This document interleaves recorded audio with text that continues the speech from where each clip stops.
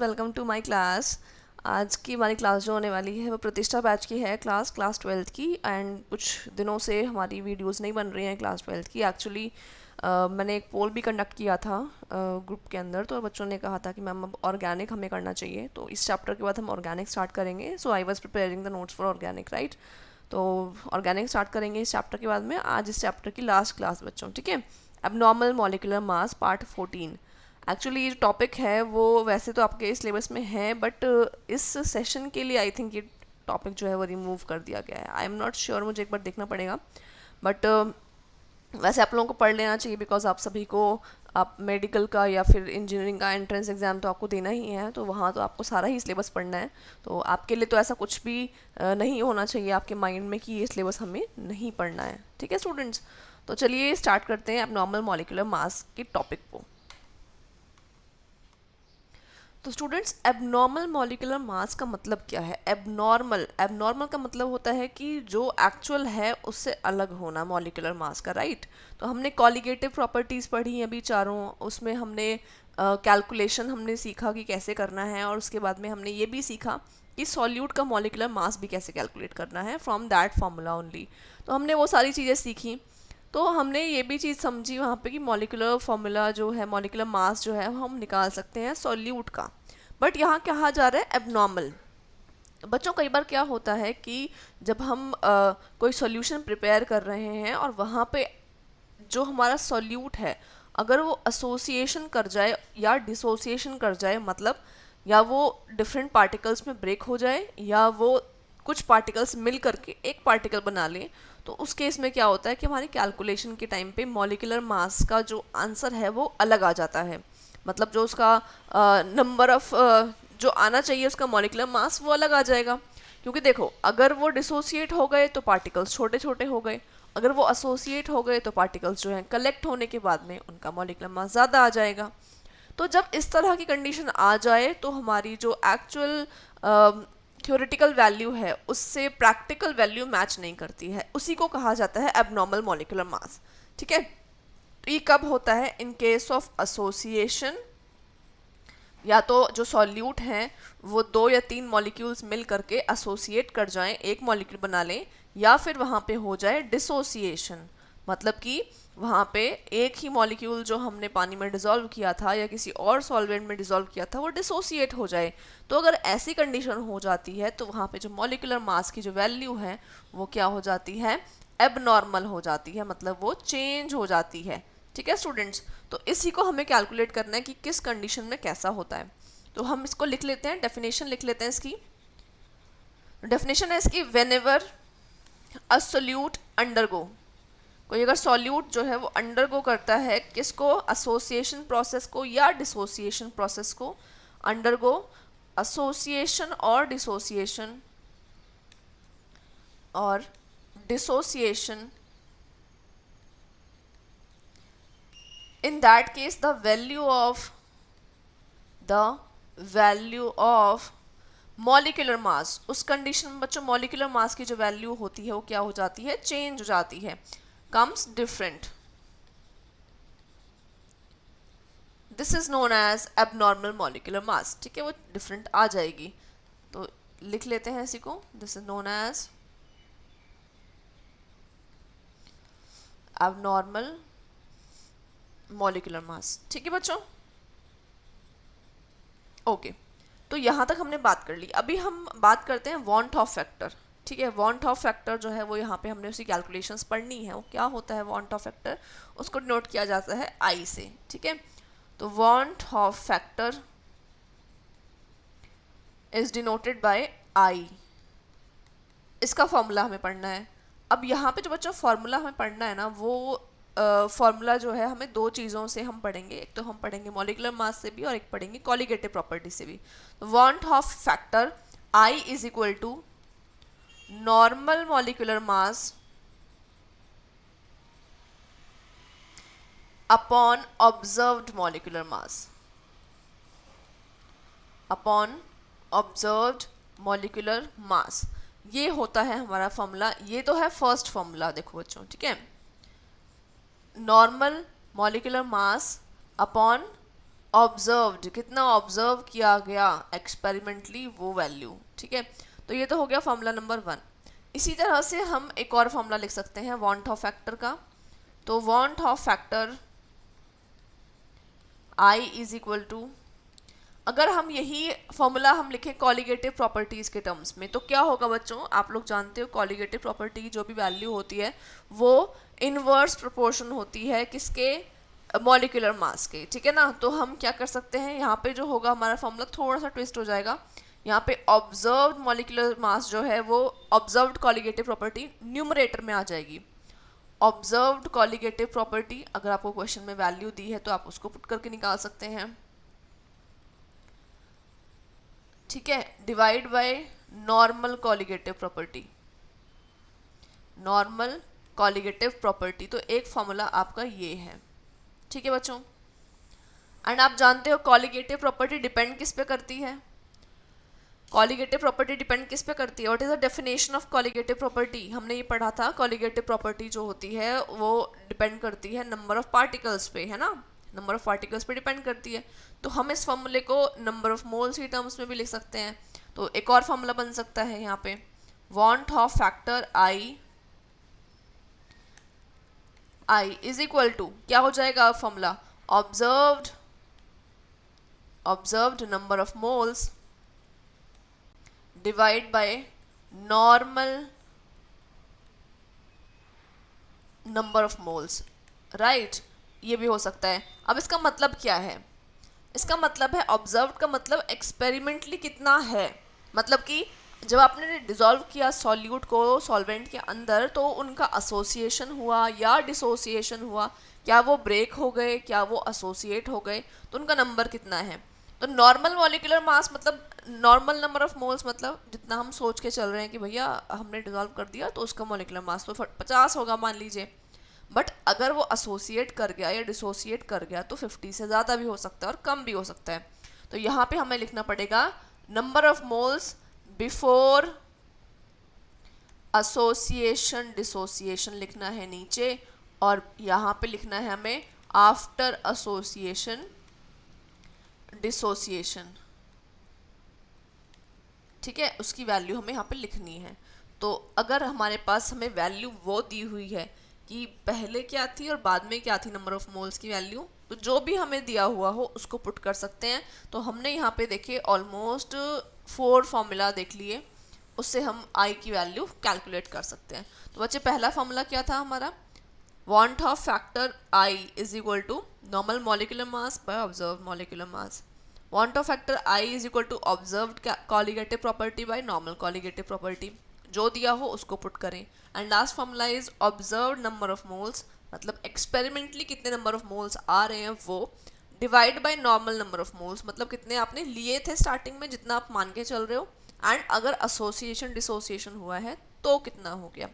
ठीक है स्टूडेंट्स, तो चलिए हम आई की कैलकुलेशंस देखते हैं कैसे आप उसको कैलकुलेट करेंगे। ठीक है, तो अभी हम स्टार्ट करते हैं कैलकुलेशन। तो example number 1, case of NaCl। NaCl क्या है बच्चों, इलेक्ट्रोलाइट है, सॉल्ट है, आपको पता है अगर आप इसको पानी में डिसॉल्व करते हो तो it will dissociate into Na plus and Cl minus, है ना, सिंपल बात है। तो NaCl जो है वो ब्रेक होता है Na प्लस में एंड Cl माइनस में। तो अगर मैं यहाँ पे वांट ऑफ फैक्टर की वैल्यू निकालूं नंबर ऑफ मोल्स को देख करके, तो number of moles before dissociation कितने हैं, बिफोर डिसोसिएशन अगर मैं कहूँ कि बिफोर डिसोसिएशन एसोसिएशन कितने हमने NaCl की मोल्स लिए, तो कितने लिए बच्चों, 1 लिए ना। तो नीचे मैं लिख रही हूँ before dissociation association we have taken 1 number of mole of NaCl, right. Break होने के बाद कितना Na बना, कितना Cl बना। अगर एक मॉलिक्यूल था Na का तो उससे एक ही Na प्लस बना और एक ही Cl माइनस बना, है ना। तो जितने भी होंगे, सपोज आपके पास पेन है, मान लीजिए वो पेन पानी में जाने के बाद ढक्कन खुल जाता है उसका, है ना। तो अगर पेन एक है तो पानी में जाने के बाद एक ढक्कन बनेगा और एक पेन की बॉडी बनेगी, राइट। उसी तरह से अगर हमने NaCl 100 लिए हैं तो पानी में जाने के बाद 100 Na बनेंगे, 100 Cl बनेंगे, ठीक है ना। तो वो चीज़ ध्यान रखनी है, जितने आप मॉलिक्यूल लोगे उतने ही डिसोसिएट होने के बाद में क्या बनेंगे आपके पास, दोनों अगर आयंस हैं उतने ही बनेंगे इक्वल इक्वल। तो हमारे पास ये भी 1 बना 1 मोल और ये भी 1 मोल बना। Total number of moles after dissociation कितने हो गए, अब 2 हो गए। तो कितना आ गया इसका आंसर, वॉन टॉफ की जो वैल्यू है वो आ गई है 2। ठीक है बच्चों, ओके। एग्जाम्पल नंबर 2 पे चलते हैं। एग्जाम्पल नंबर 2 लेते हैं हम लोग, कैल्शियम क्लोराइड का ले लेते हैं। ठीक है, ओके। कैल्शियम क्लोराइड एक हमारे पास सॉल्ट है, ये ब्रेक होता है तो calcium 2 positive and 2Cl negative बना लेता है। ठीक है ना, ओके फाइन। तो आई की वैल्यू हम लिखते हैं, before dissociation it is 1 molecule. Dissociation से पहले ये 1 ही मॉलिक्यूल तो लिया है हमने, बट डिसोसिएशन के बाद में कितने लिए उनको देखते हैं। 1 कितने बन गए, 1 कैल्शियम आयन बना एंड Cl माइनस जो है बच्चों वो 2 बने हैं, है ना। तो यहाँ पे कितने मोल्स बन गए, 2 मोल्स बन गए। ठीक है, तो टोटल कितने हो गए, 3 हो गए टोटल। तो after dissociation they became 3 moles. तो इसका आंसर कितना आ गया, ऑन टॉप का वैल्यू का आंसर जो है वो है 3। ठीक है ना, क्लियर है ये बात, okay. Let's move to the third example. अब हम एक ऐसा सॉल्ट ले लेते हैं थोड़ा सा जो आपको और क्लियर हो जाएगा उससे, K4FeCN6।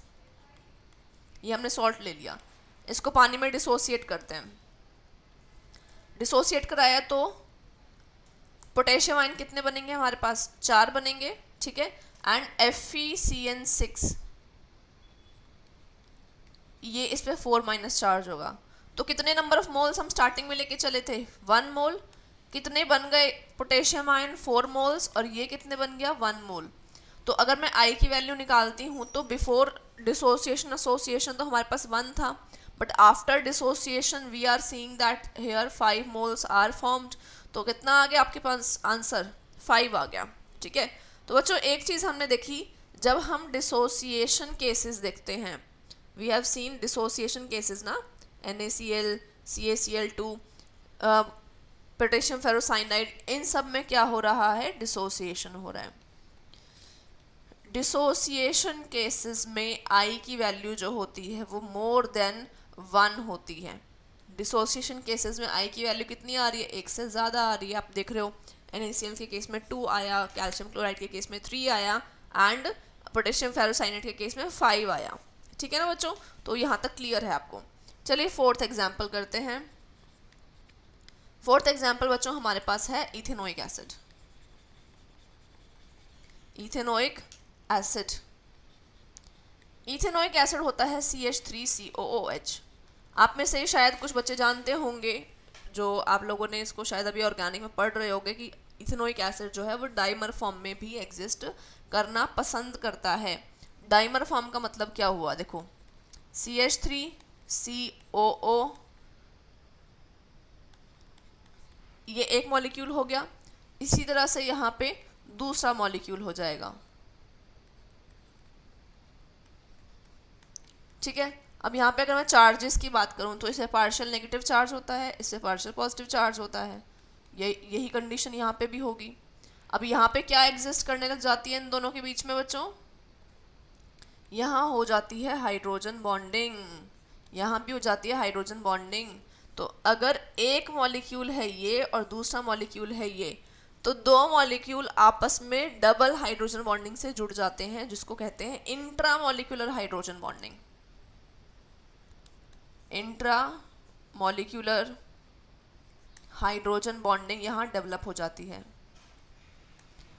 तो जब ये इतने ज़्यादा स्ट्रांगली बॉन्डेड हो जाते हैं तो बच्चों सॉल्यूशन बनाने के टाइम पे भी ये अलग नहीं होते हैं। इवन बॉइलिंग के बाद में भी इथेनोइक एसिड डाइमर की फॉर्म में ही बॉयल हो जाता है। ये डाइमर है, डाइमर का मतलब है कि ये 2 मॉलिक्यूल एक साथ में होंगे। ठीक है ना बच्चों, तो इसका मतलब ये है कि ये इवेपोरेट जब होते हैं तब भी 2 मॉलिक्यूल्स एक साथ में रहते हैं। तो जब ये हमने सॉल्यूशन बनाया तब भी ये डाइमर की फॉर्म में ही था, मतलब स्टार्टिंग में आपने लिया एक मॉलिक्यूल, बट सॉल्यूशन बनने के बाद बन गए 2 मॉलिक्यूल मिलकर के एक बन गया, है ना। तो इसका मतलब आपने लिए स्टार्टिंग में 100 मॉलिक्यूल, बट वो एसोसिएशन कर गए और उसके बाद में हमारे पास कितने बन गए, 50 मॉलिक्यूल बन गए। तो ये होता है एसोसिएशन। अब यहाँ पे हम लोग कैलकुलेट करें अगर आई की वैल्यू, वॉन टॉप फैक्टर की वैल्यू, तो आई इज इक्वल टू, तो बच्चों हमने यहाँ पे जो वॉन टॉप फैक्टर है उसको देखें तो स्टार्टिंग में हमने अगर CH3COOH कितना मॉलिक्यूल लिया, 2 मॉलिक्यूल अगर हम लेते हैं तो बाद में CH3COOH एसोसिएशन करने के बाद में जो है वो क्या बन जाता है, वो एसोसिएट करके डाइमर बन जाता है।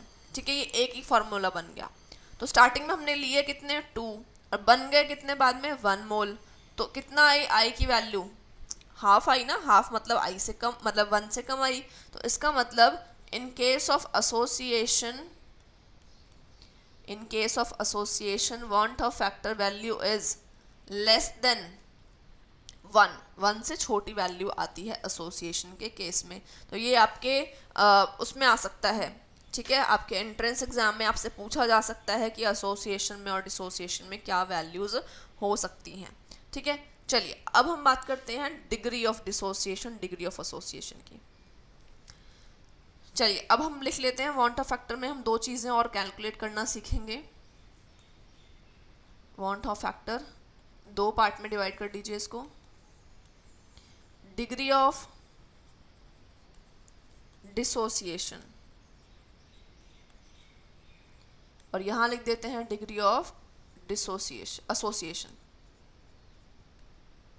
ठीक है बच्चों, तो डिग्री ऑफ डिसोसिएशन जो है, अगर मैं उसका आपको बताऊं कि डिसोसिएशन कितना ज़्यादा हुआ, कितने पार्टिकल्स डिसोसिएट हुए, कितने एक्सटेंट तक डिसोसिएशन हुआ, तो उसको हम लेंगे और यहाँ पे जो इसका सिंबल होगा वो उसको अल्फा लेंगे हम लोग, है ना। आपने ये इलेक्ट्रोलाइट वाला जो चैप्टर हमने पढ़ा था इक्विलिब्रियम, वहाँ पे भी आयनिक इक्विलिब्रियम में पढ़ा होगा डिग्री ऑफ डिसोसिएशन अल्फा।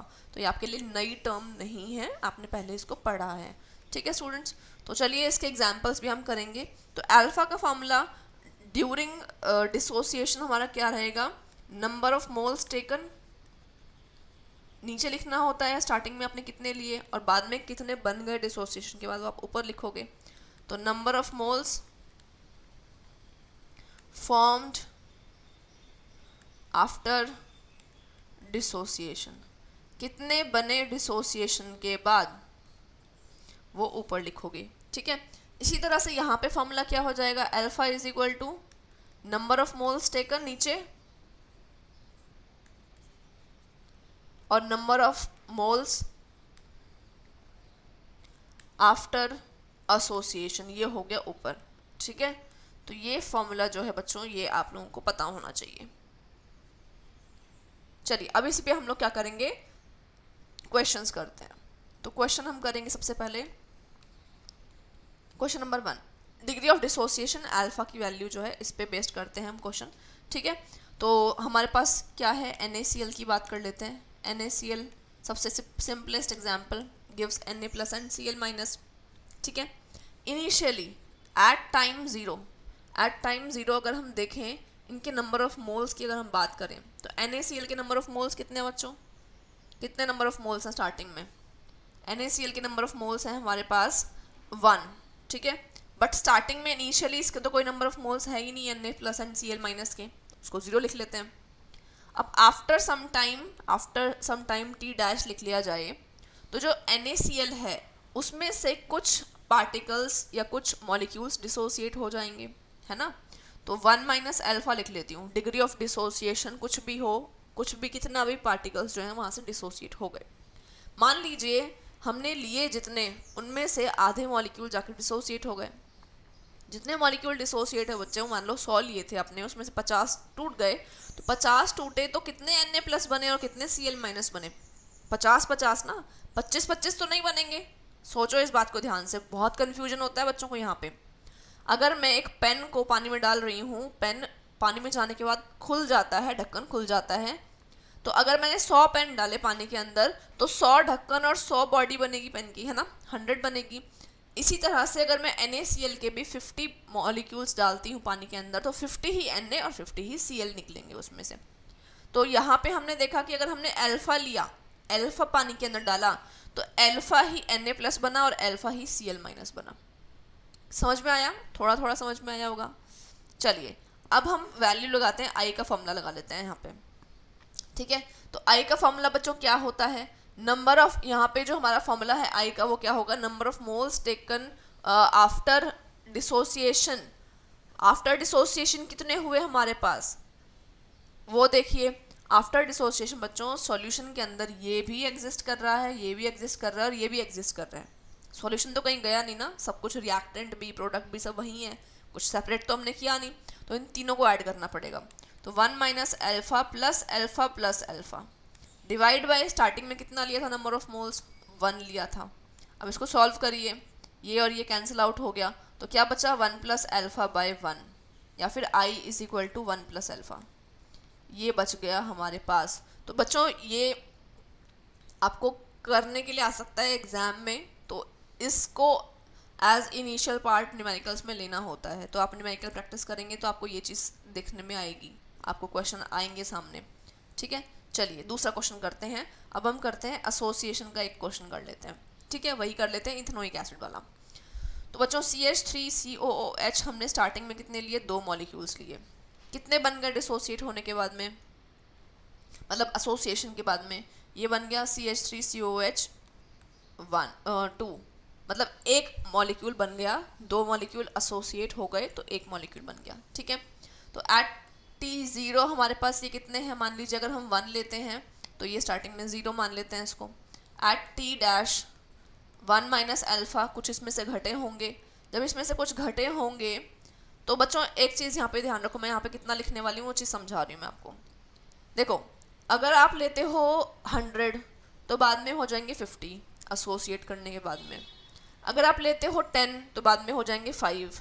तो अगर आप इसका लेते हो 2 तो बन रहा है 1। तो अगर आपने 1 ही लिया तो कितने बनेंगे, हाफ नहीं बनेगा। सोचो, मैं दोबारा बता देती हूँ। मैंने भी अब ये बोला अभी, अगर आपने इथेनोइक एसिड 50 मॉलिक्यूल ले लिए तो पानी में डालने के बाद उनका एसोसिएशन हो गया। कैसे एसोसिएशन हुआ, 50 जो थे वो आपस में मिल गए और टोटल 25 बन गए, उनका एसोसिएशन डाइमराइजेशन होने के बाद में। ठीक है, तो अगर मैं कितने लेती हूँ, 10 लेती हूँ तो 5 बन जाएंगे। अगर मैं 2 लेती हूँ तो 1 बन जाएंगे।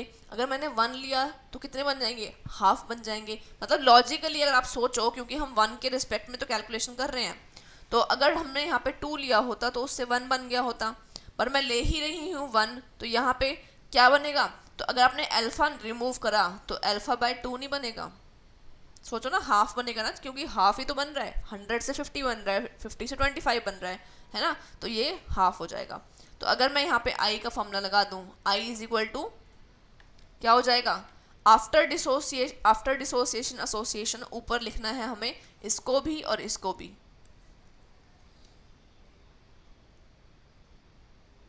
एक सेकेंड,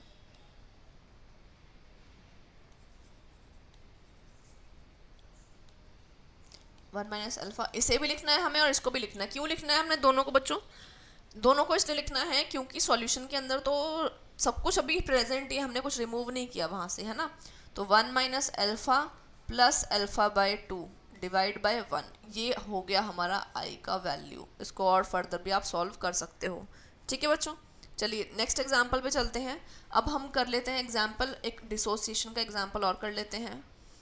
तो डिसोसिएशन का एक एग्जाम्पल करते हैं हम, CaCl2 calcium chloride, Ca2 plus plus 2Cl minus, इतना ही होगा ना। ठीक है, T0 पे कितना है हमारे पास, ये 1 मॉलिक्यूल हमने लिया, ये 0 0। T डैश पे कितना हो गया, 1 माइनस अल्फा, ये कितना बना अल्फा, ये बना 2 अल्फा। 2 अल्फा क्यों बना, क्योंकि डबल नंबर ऑफ मोल्स हैं। ठीक है, अच्छा अब I का वैल्यू क्या लिखेंगे, नीचे 1 और ऊपर 1 माइनस अल्फा प्लस 2 अल्फा, सभी को ऐड करेंगे ना, सभी सॉल्यूशन के अंदर फिर स्टिल प्रेजेंट है। तो आप इसको सॉल्व करिए तो आ जाएगा 1 प्लस 2 अल्फा। तो I is equal to 1 plus 2 alpha. बच्चों इसको आपको न्यूमेरिकल में यूज़ करना पड़ेगा, it's one part of the numerical. ठीक है ना, ये ध्यान से रखना है, आपको समझना है इस चीज़ को। चलिए एक और कर लेते हैं डिसोसिएशन का, एसोसिएशन का। हमारे पास मान लीजिए हमने कोई मॉलिक्यूल लिया, A B कुछ भी ले लिया, वो 3 है। ठीक है, कुछ भी ले लेते हैं हम मॉलिक्यूल XYZ। ठीक है, 3 मॉलिक्यूल हमने ले लिए, अब एसोसिएट हो गए, उनका क्या बन गया, ट्राइमर बन गया। मान लीजिए इस तरह से एक मॉलिक्यूल बन गया, 3 मिलकर के एक बन गए। तो हमने T0 पर लिया इसके 1 मोल और ये 0, अब after some time T dash पर इसमें से अल्फ़ा घट गया और यहाँ पे कितने बने होंगे, अल्फ़ा बाय 3। मतलब मैं कैसे कह रही हूँ ये कि 3 मॉलिक्यूल मिल करके जब 1 बनाते हैं तो 1/3 हो गया ना, है ना। तो अल्फ़ा जब हटेगा वहाँ से जाएगा एसोसिएशन करने तो क्या बन जाएगा, अल्फ़ा डिवाइड बाय 3 हो जाएगा। तो अगर आप आई की वैल्यू करोगे तो 1 minus alpha plus alpha bye 3 divide by 1, ये हो गया हमारा आंसर। ठीक है बच्चों, तो this was all about van't Hoff factor. आप इसके और न्यूमेरिकल प्रैक्टिस करें तो मैंने आपको कैलकुलेट करना सिखा दिया है, आई का वैल्यू अल्फ़ा समझा दिया है। इसी से आपके जो न्यूमेरिकल है उसका एक पार्ट सॉल्व हो चुका है। इसके और क्वेश्चंस करें, एनसीईआरटी क्वेश्चंस करें, मैंने आपका ये चैप्टर कंप्लीट करवा दिया है। एक एक पार्ट जो है, एक एक पार्ट आप जाके देख सकते हैं मेरी वीडियो का। जो हमारी इसकी प्लेलिस्ट है वो है प्रतिष्ठा बैच के नाम से, उसमें पूरा chapter solutions and solids present है स्टिल। तो अब हम नेक्स्ट स्टार्ट करेंगे ऑर्गेनिक चैप्टर। ओके स्टूडेंट्स, तो आज के लिए इतना ही and thanks for watching. You can like my video, comment below, please comment क्या करो अगर आप देखते हो मेरी वीडियोज़ को, and subscribe to my channel and share with your friends. Okay students, bye bye. Tell me pretty lies, look me in the face, tell me that you love me, even if it's